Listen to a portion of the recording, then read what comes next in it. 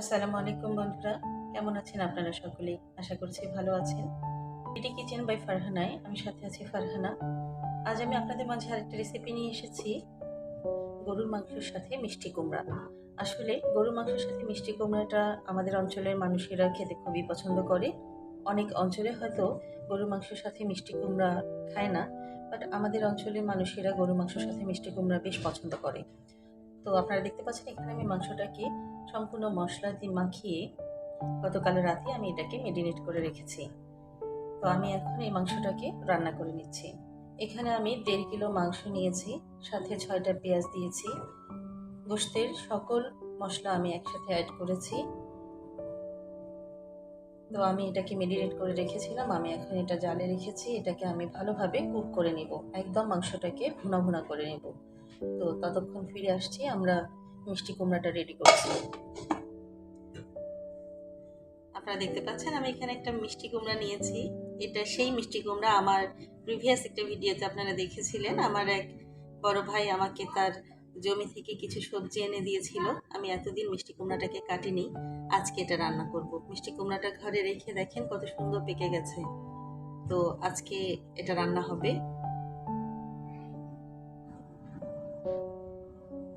মাশাআল্লাহ, মিষ্টি কুমড়াটা অনেক সুন্দর। ভেবেছিলাম অনেক দিন হয়ে গেছে, না জানি মিষ্টি কুমড়াটা নষ্ট হয়ে গেছে কিনা। তো এটা অনেক সুন্দর আছে মিষ্টি কুমড়াটা, দেখতে পাচ্ছেন।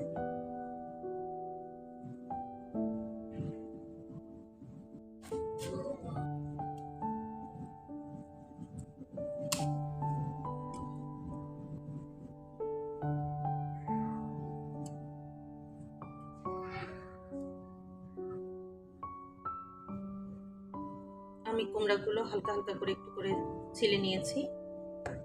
চাইলে পুরোটাই রাখতে পারতাম, জাস্ট একটু হালকা করে ছিলে নিয়েছি।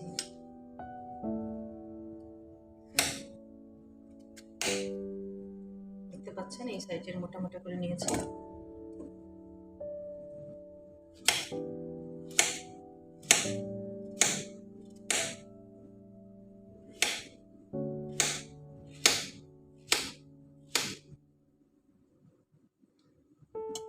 তো আমার মিষ্টি কুমড়া কাটা হয়ে গেছে, এখানে রেডি আছে মিষ্টি কুমড়া। সামান্য একটু আমি ধুয়ে নেব এটাকে। এখন আমরা মাংসটা একটু দেখে নিচ্ছি কি অবস্থায় আছে।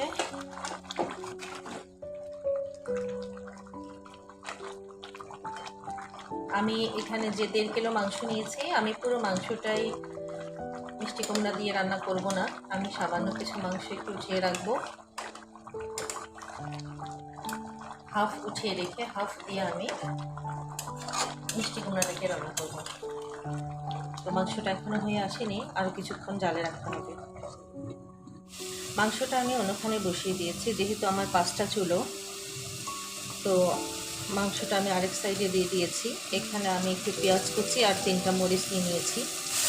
সামান্য তেল দিয়ে আমি এখানে মশলা কষিয়ে নেব। মশলা কষিয়ে আমি এটাকে মিষ্টি কুমড়ার জন্য রেডি করব।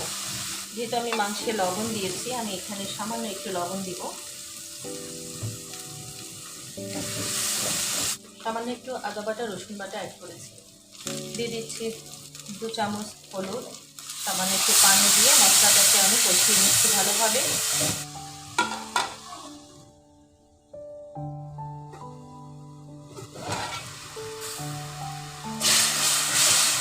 আমার মশলাটা কষানো হয়ে গেছে, আমি এখন এখানে মিষ্টি কুমড়াটা দিয়ে দেব। আপনারা হয়তো অনেকেই ভাববেন আমি এত মশলা কেন কম দিই। আসলে আমি যখন যে রান্নাটা করি সেটা আমি আমার বাচ্চাদের কথা মাথায় রেখেই করি। তো যার কারণে মশলাটা একটু পরিমাণটা কম দিই। আপনারা যারা মশলা বেশি খেতে পছন্দ করেন তারা অবশ্যই মশলার পরিমাণটা বাড়িয়ে দেবেন।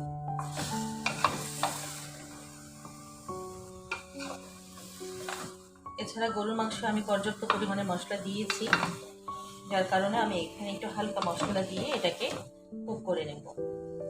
মিষ্টি কুমড়াটাকে সিদ্ধ হওয়া পর্যন্ত আমি এটাকে ঢেকে দিচ্ছি।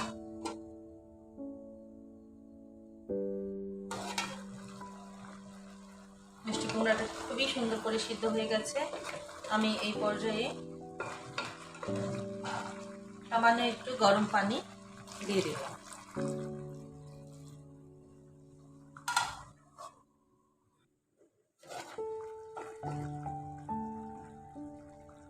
এ পর্যায়ে আমি যে রান্না করা মাংসটা রেখেছিলাম, এই রান্না করা মাংসটা আমি এখানে ঢেলে দেব।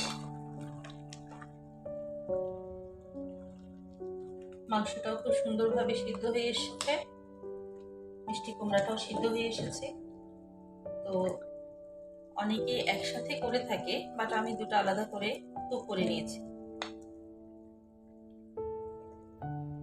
সবার শেষে আবারও আমি একটু ধনিয়ার গুঁড়ো দিয়ে দিচ্ছি, কারণ 2 চামচ ধনিয়ার গুঁড়ো দিয়ে দিয়েছি। মিষ্টি কুমড়ার মধ্যে ধনিয়ার গুঁড়োটাই বেশি টেস্ট নিয়ে আসে। কেটে রেখেছি এখানে ধনেপাতা কুচি, ধনেপাতা কুচি দিয়ে দিচ্ছি।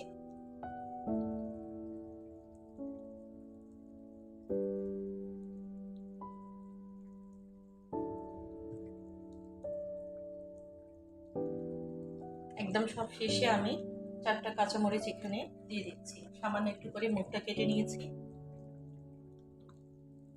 বাস, এই আমার হয়ে গেছে গরুর মাংস দিয়ে মিষ্টি কুমড়ো। আপনারাও বাসায় ট্রাই করে দেখবেন, যাদের কাছে এটা নতুন লাগছে তারা অবশ্যই ট্রাই করে দেখবেন। আশা করছি ভালো লাগবে।